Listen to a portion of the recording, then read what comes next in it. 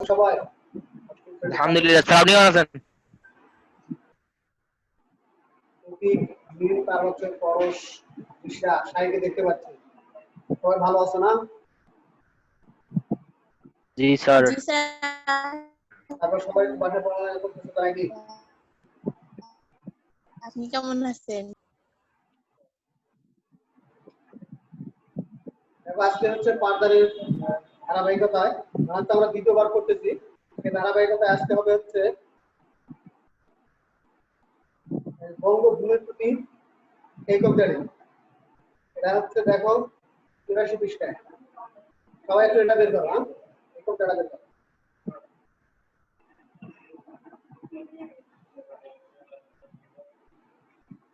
সবাই বের করেছো?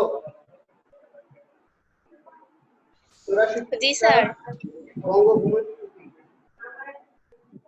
কবিতাগুলো আসলে আমরা এর আগে পড়েছি, দ্বিতীয়বার যেহেতু পড়তেছি তাই হালকা করে হচ্ছে আবার পড়িয়ে দিচ্ছি এবং এর থেকে অন্যান্য প্রশ্নগুলো সমাধান করবো।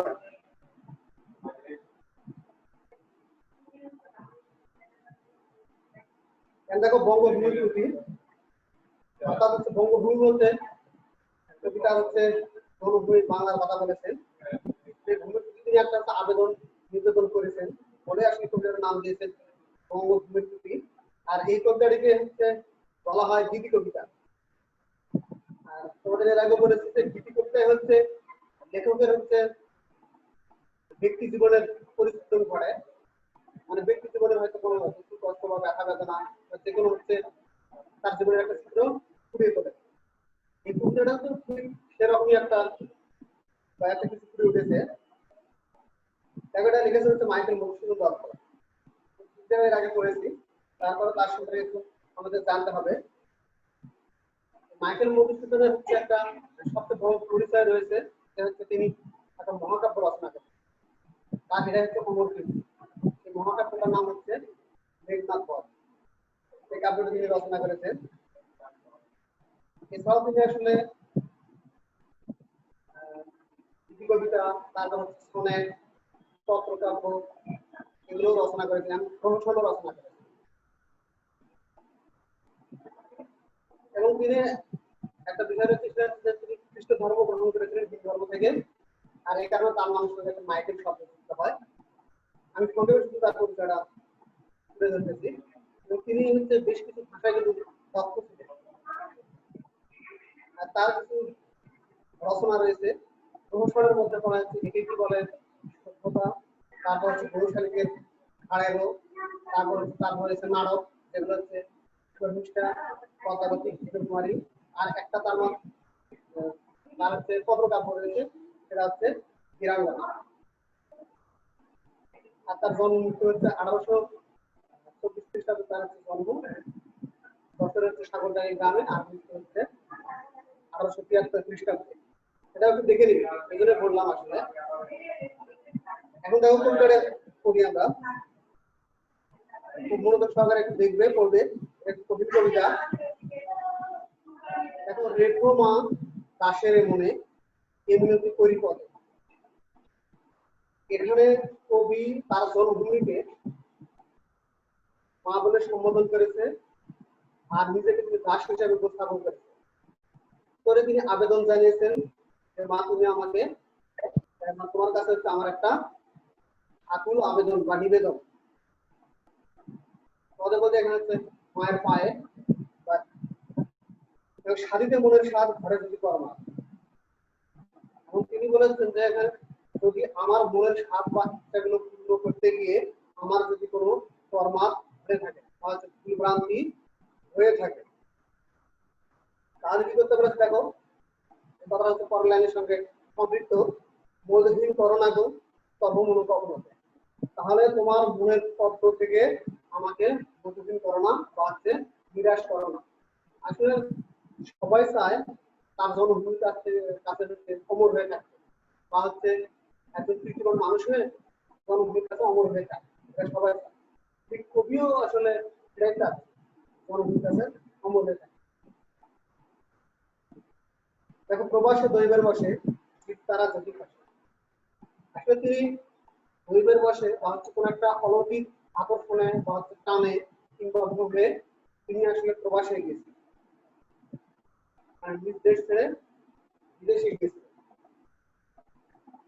তো সেখান থেকে জীব তারা যদি করে তিনি আসলে, তারপর লেখা দেখো এ দেখো আকাশ হতে নাহি খায়। এখানে তিনি হচ্ছে দেহ এবং হচ্ছে প্রাণটাকে আকাশ এবং তারার সঙ্গে তুলনা করেন, যেন হচ্ছে দেহটা আকাশ আর হচ্ছে প্রাণটা তারা। তিনি যে দৈবের বসে বা অলৌকিক একটা মুখে আকর্ষণে এসে গিয়েছে, সেখানে গিয়ে যদি আসলে তার জীবন তারা রাখতে যায়, দেহ আকাশে দেহ থেকে যদি প্রাণটা চলেও যায়, তাহলে তার কোনো আক্ষেপ থাকবে না। কেন আক্ষেপ থাকবে না? যদি কোনো গুরু তাকে মনে রাখে, নিরাশ না করে। জন্মিলে মরিতে হবে, অমর সেই কথা। এখানে একটা চিরন্তন সত্য প্রাণীকে ফুটিয়ে তুলেছেন, যে আসলে জন্মগ্রহণ করলেই মরতে হবে। পৃথিবীতে কেউ কখনো অমর হয়ে থাকতে পারবে না। মানুষ যে মরণশীল একটা প্রাণী, সেই চিরন্তন সত্য কথাটিকে এখানে ফুটিয়ে তোলার চেষ্টা করেছে, তুলেছে। চিরস্থির কবে নির বাইরে জীবন, জীবনটাকে তিনি আমাদের নদীর সঙ্গে তুলনা করেছে। কেননা দেখো, জীবন একটা হচ্ছে গতিশীল জিনিস, নদীও চির বহমান বা গতিশীল। হ্যালো, আসসালামু আলাইকুম স্যার। বলবে এখন নদী যেরকম থেমে থাকে না, ঠিক জীবনটা মানুষের থেমে থাকে, জীবনটাও নদীর মতো চলমান। নদী যেরকম স্থির নয়, জীবনটা তেমন স্থির নয়, চলমান। অর্থাৎ এখানেও তিনি আসলে মৃত্যুর চেতনাটাকে প্রকাশ করতে চেয়েছেন, যে আসলে এই যে জীবনটা নদীর মতো চলতে চলতে এক সময় মৃত্যুর দিকে ধাবিত হবে বা মৃত্যু পর্যন্ত পৌঁছবে, বা এই জীবনটার মৃত্যু হবে। কিন্তু যদি আক্রমণে নাহিমা ধরি সময়, এখন দেখো এভাবে তো মৃত্যুর দিকে চলে যাবে, মানুষ হারিয়ে যাবে, তাতে তাতে হচ্ছে তার কোনো ভয় থাকবে না। এখানে বলেছে যদি নাহিমা যদি সময়, অর্থাৎ মৃত্যুর দেবতাকেও আমি ভয় পাই না। মৃত্যুর দেবতা এসে তার যদি প্রাণটা কেড়ে নেন, তার যদি মৃত্যু হয়, তাও তিনি ভয় পাবেন। মক্ষিকাও বলে না তো করিলে অমৃত হবে। অর্থাৎ একটা মাছি যদি অমৃত হতে পড়ে বা অমৃত একটা গর্তে পড়ে মৃত্যুবরণ করে, তাহলে সেটাও যেন আসলে বলে বসে যায় না বা নষ্ট হয়ে যায় না, অমর হয়ে যায়। এটা তারা বোঝাতে চেয়েছেন যে মানুষ যা চায় বা হচ্ছে মানুষ যা অর্জন, ভালো কিছু যদি অর্জন করে, তাহলে সেই ভালো কিছু অর্জনের দ্বারাই বা তার কৃতকর্মের দ্বারাই বা মাধ্যমে আসলে মৃত্যুকেও জয় করতে পারে। অর্থাৎ মানুষ যখন আসলে তার ভালো চাওয়া কিছু বা অর্জনের বিষয়টি অর্জন করতে সক্ষম হন বা চাওয়া বিষয়টি অর্জন করতে বা সক্ষম হন, তখন মৃত্যুবরণ করলে আসলে দুঃখ থাকে। কেননা ওটার মাধ্যমে সে বা তার কর্মটার মাধ্যমে তিনি হচ্ছে অমর হয়ে থাকে। এবং সেই ধন্য নরগুলে লোকে তারা তিনি এটা বলতে চাইছেন যে আসলে এই নরগুলে বা মানব জাতি জগতে আসলে সেই মানুষরাই ধন্য, যাদেরকে আসলে মানুষ ধরে না। অর্থাৎ যাদেরকে মানুষ হচ্ছে মানুষকে বা যে ধরনের মানুষকে দেশ বা মানুষ হচ্ছে তাদের মৌলিক কোথায় ঠাঁই দিয়েছে, তারাই হচ্ছে মনের মন্দিরে সদা সেবে সর্বদা। অর্থাৎ মনের মন্দিরে রেখে বা মনে রেখে তাদের সেবা করে, অর্থাৎ তাদের কথা মানুষ বলে বা তাদের কৃতকর্মের কথা আলোচনা করে। কিন্তু কোন গুণ আছে গাছি বলতে তবক আছে। কিন্তু এখন কবি বলতেছে যে আসলে আমার এমন কি গুণ আছে, আমার এমন কি ভালো দিক আছে, এটা তোমার কাছে আসলে গাছি উপস্থাপন করবো বা আমি তুলে ধরে এ কথা বলবে যে হেন অমরতা আমি কহ দোষ ক্ষমা যে যেন আমি ওই রকম অমরতা লাভ করি। এরকম বলতে অর্থাৎ যারা হচ্ছে এই নরকুলে পূর্ণ হয়েছেন বা অমর হয়েছেন তাদের মতো যেন অমরতা আমি লাভ করি, সে কথা আমি এই মূল জনভূমিকে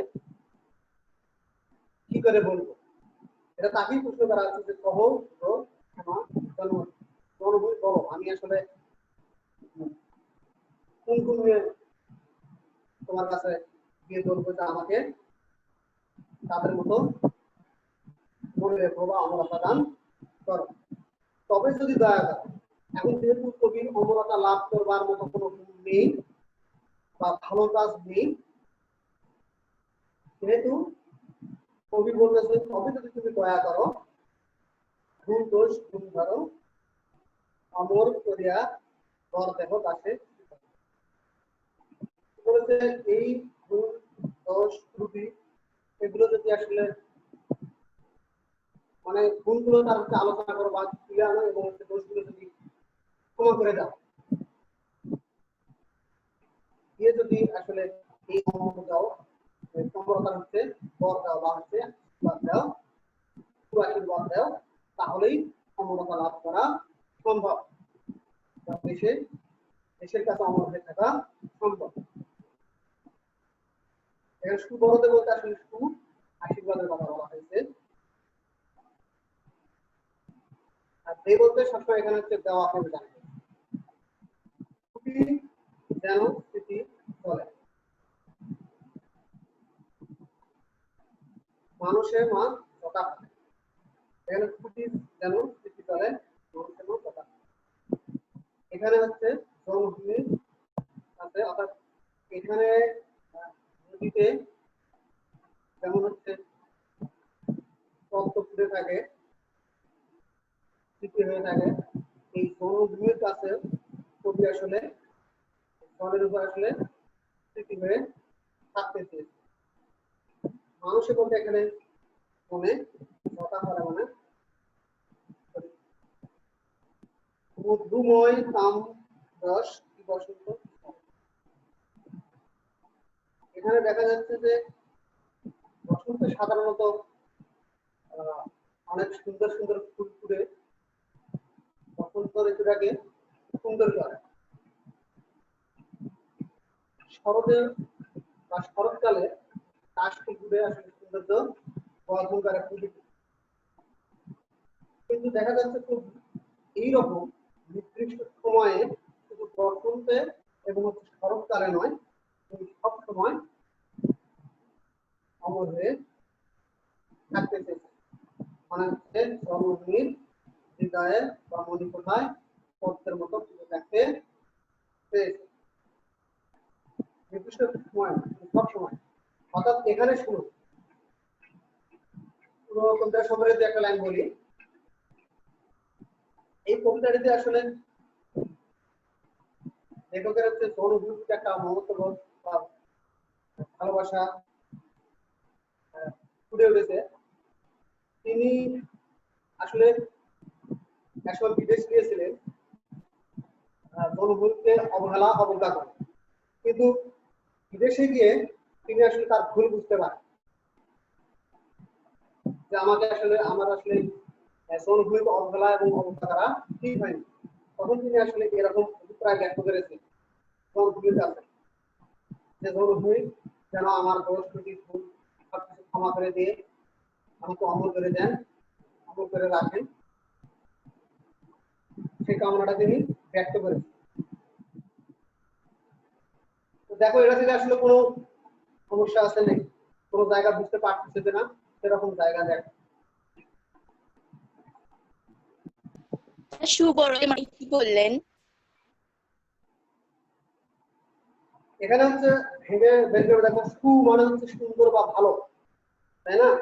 আর হচ্ছে মাঝখানে বিরক্তির শব্দটা দেখো বর্ণের বর, বর বর বলতে হচ্ছে আশীর্বাদ, আর এখানে হচ্ছে দে বলতে দেওয়া বা দাও বা আমাকে দে, এরকম মানে সু আশীর্বাদ।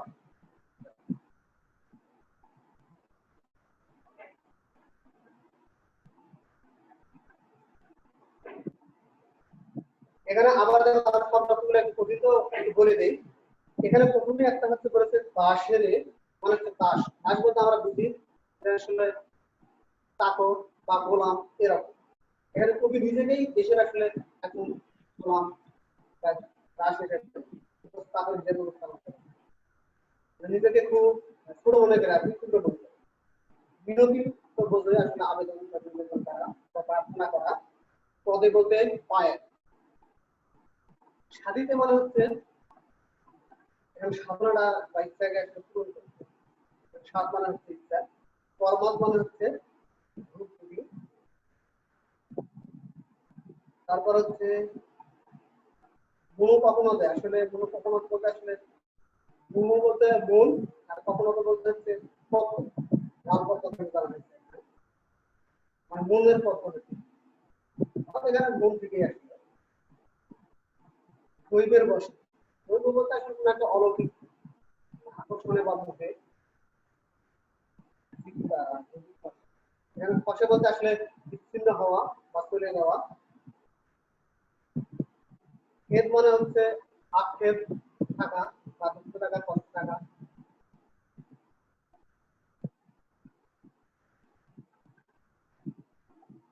এখানে হচ্ছে নীর বলতে তো আমরা বুঝি নীর বলতে পানি, আর একটা আছে নীর বলতে বাসা বোঝায়, আর একটা নীর বলতে পানি। তারপরে লেগে দেখো তৈরি, তৈরি বলতে আসলে করা বা ভয় পাওয়া। আর সুমন বলতে আসলে মৃত্যু দেবতাকে বোঝানো হয়েছে এখানে, যিনি মৃত্যু দেখেন। মক্ষিকা হচ্ছে মাছি। অমৃত বলতে আসলে অমৃত বলতে যা আসলে মরে না, অমৃত।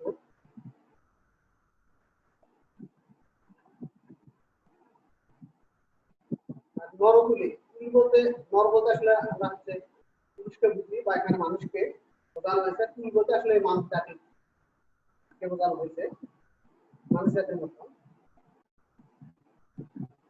সেবে বলতে এখানে হচ্ছে সেবা করা, ঈশ্বর বলতে মনে হচ্ছে সবাই সেবা দেওয়া বা ভালোবাসা। জাতির বলতে আসলে উপস্থাপন করবে বা তুলে ধরবে। আমরা কত বোঝই হচ্ছে মৃত্যু হয় না এমন। শ্যামা বলতে এখানে শ্যামল, আর জন্মতে বলে হচ্ছে জন্মভূমি।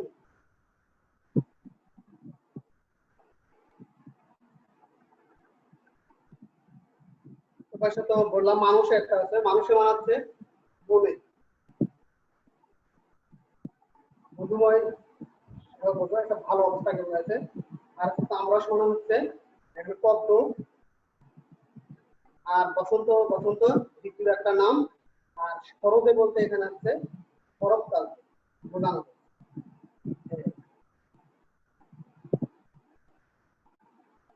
দেখো পূর্ব হয়তো বহু নির্বাচনী প্রশ্নগুলো ঠিক করেছিলাম, আবার একটু বলে দিচ্ছি দেখো, বা তোমরা একটু বলার চেষ্টা করবে। বক্তৃতা, বক্তৃতা সমার্থক শব্দ কোনটি? পরবর্তী পৃষ্ঠায় এই বহু নির্বাচনী প্রশ্নগুলো দেয়। বক্তৃতা এটা আসলে সরাসরি একটা শব্দ দেওয়া রয়েছে, বা এর সমার্থক একটা শব্দ বা প্রতি শব্দ পেয়েছে, এটা হচ্ছে শব্দটা সরাসরি জানতে হবে। এটা হচ্ছে মাসি। নরকুলে ধূমকে ক্ষমতাবান ব্যক্তি, দীর্ঘজীবী মানুষ, তিনি কীর্তিমান, মন্দিরের সেবক। কোনটি হবে বলো দেখি? যিনি কীর্তিমান। যিনি কীর্তিমান মানে হচ্ছে যিনি তার হচ্ছে কীর্তি বা কাজ বা হচ্ছে কাজদের অমর হয়ে রয়েছে এরকম। এবার একটু কবিতা অংশ করতে হবে। দেখো, তোমার তোমার করণ যদি পক্ষে আমার ধরি, আমার এই দেশে জন্ম কেন, এই দেশে মরি। আবার আরেকটা দেয়া রয়েছে, বাংলার হাওয়া বাংলার জল, হৃদয় আমার পরে শীতল। এখানে দেখো কবিতা অংশে বঙ্গভূমি কবিতা কোন চরণটির ভাব প্রকাশ পেয়েছে, এটাতে দেখো সবচেয়ে বেশি স্পষ্টভাবে প্রকাশ পাবে এবং ভাবে এটাকে আমাদেরকে উত্তর হিসেবে দিতে হবে। এখানে অমর করিয়া পর দেহত আসে বড়। তারপর দেখো বিক্রমা দাসের মনে উন্নতি পরিপদে চিরস্থির কবিনীর হাইরে জীবন পাবে, তবে যদি দয়া করো বন্ধু কোনটা হতে পারে দেখো দেখি। রেখুমা দাসের মনে মিনতি করি পদে।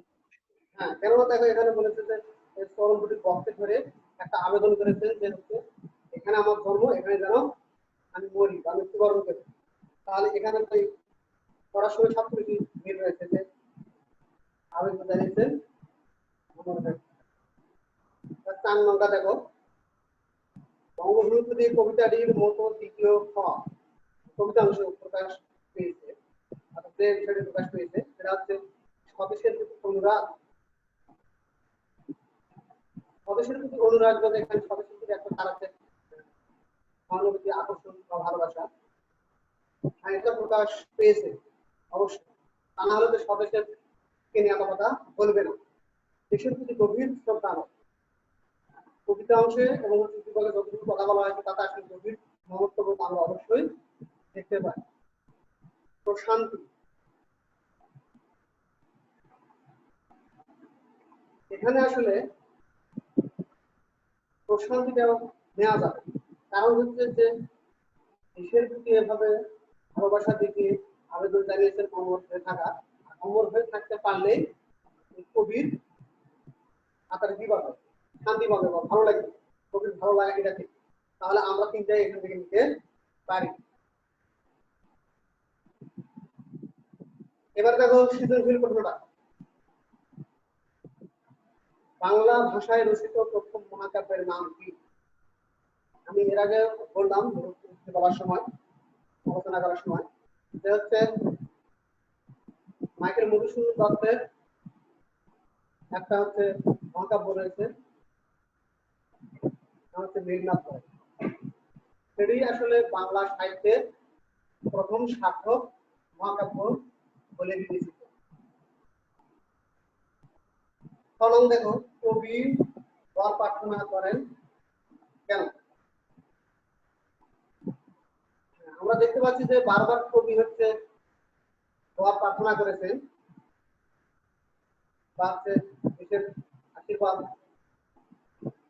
কামনা করেছেন, কেননা তিনি হচ্ছে অমর হয়ে থাকতেন, অর্থাৎ তিনি দেশকে ভালোবেসে দেশের বাতাসে অমর হয়ে থাকতে চান বলেই তিনি বর কামনা করেছেন। এখন দেখো একটু ব্যাখ্যা করে বলি, সেটা হচ্ছে প্রতিটি মানুষের তার জন্মভূমিকে ভালোবাসেন বা ভালোবাসবেন, এটা তার একটা স্বাভাবিক ব্যাপার। এখানে কবিও তার জন্মভূমিকে প্রচন্ড ভালোবাসেন,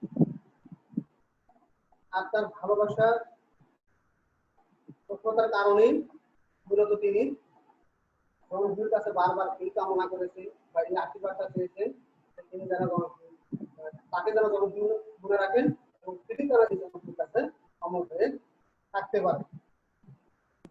এবার গণন দেখো, গণন করতে গেলে আমাদের উদ্দীপক করতে হবে। উদ্দীপকটা দেখো দেওয়া রয়েছে আলাদা আলাদা। প্রথমটা দেখো, আবার আসিব ফিরে এই বাংলায়, হয়তো মানুষ নয়, হয়তো বা শারীরিক বেশে, হয়তো ঘরের কাজ হয়ে এই কাঠের নবান্নের দেশে, কুয়াশার মুখে ভেসে একদিন কাটাল। এখানেও দেখা যাচ্ছে যে আছে ফিরে আসার কথা বলা হচ্ছে। এখন আমরা সমস্যাটা দেখবো বা প্রশ্নটা একটু দেখো, উদ্দীপকের প্রথম কবিতা অংশে আলোকে যেন স্মৃতি চলে চরণটির ব্যাখ্যা করো।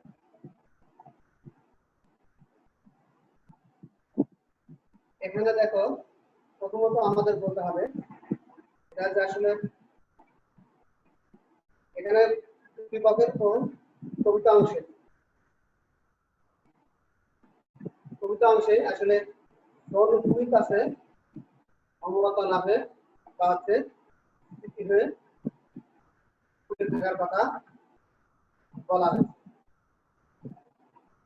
কেননা দেখো এখানে আমরা সমগ্র কবিতাটাকে পেয়েছি জন্মভূমির কাছে স্মৃতি হয়ে ফুটে থাকা, বা ভালোভাবে হচ্ছে অমর হয়ে থাকা, আশাটা হচ্ছে ব্যক্ত করেছেন কিন্তু বারবার। এখানে যদি ওখানে আমরা হচ্ছে উদ্দীপকটাতে দেখি, তাহলেও আমরা দেখতে পাবো যে তিনি আসলে মৃত্যু পরও আবার কবি জনগণের কাছে আসতে চেয়েছেন বিভিন্ন দেশে। যেমন তিনি এখানে আসলে জনগণের ভালোবাসা লোক, তিনি তার স্মৃতিতে থাকতেছেন। যদি আসলে জনগণের কাছে থাকতে নাই থাকেন, তাহলে কেউ আসলে ফিরে আসতে চাইতেন মৃত্যুর পর।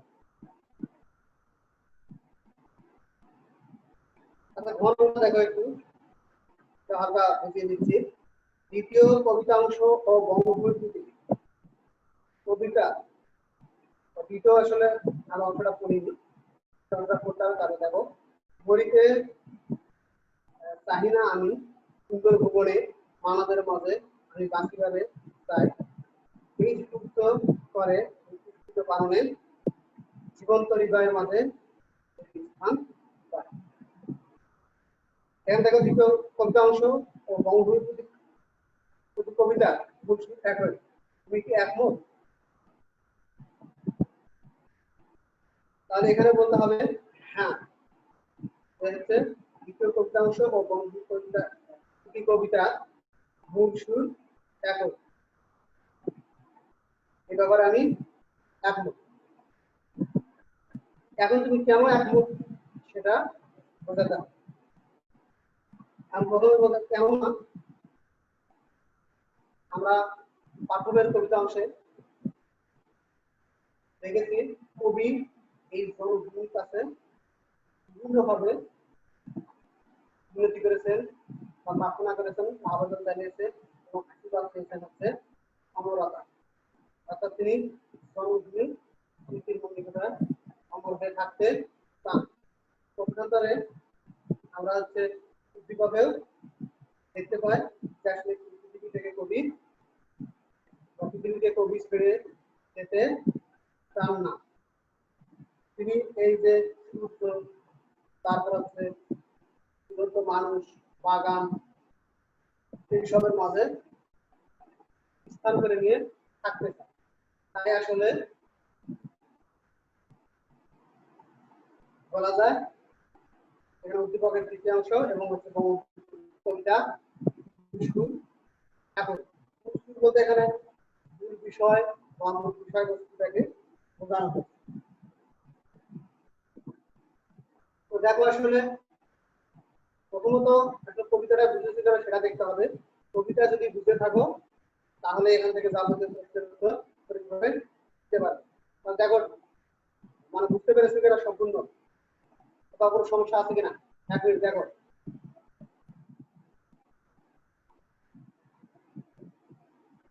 স্যার শুভ হ্রদে মানে কি? যেন বললে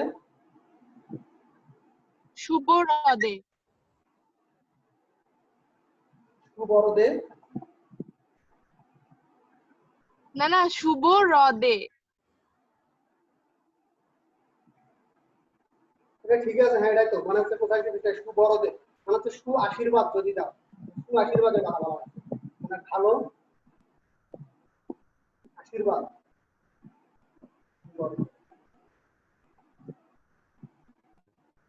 আর কোথাও সমস্যা আছে নাকি দেখো তাড়াতাড়ি।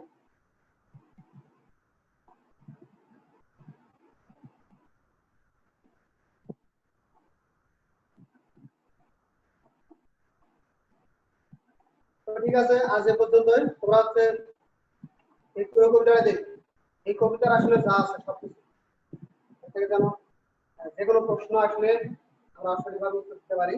এখানে সবকিছু দেখ। ঠিক আছে, আল্লাহ হাফেজ, সবাই ভালো থাকবেন। আসসালামু আলাইকুম আসসালামু স্যার। আলাইকুম।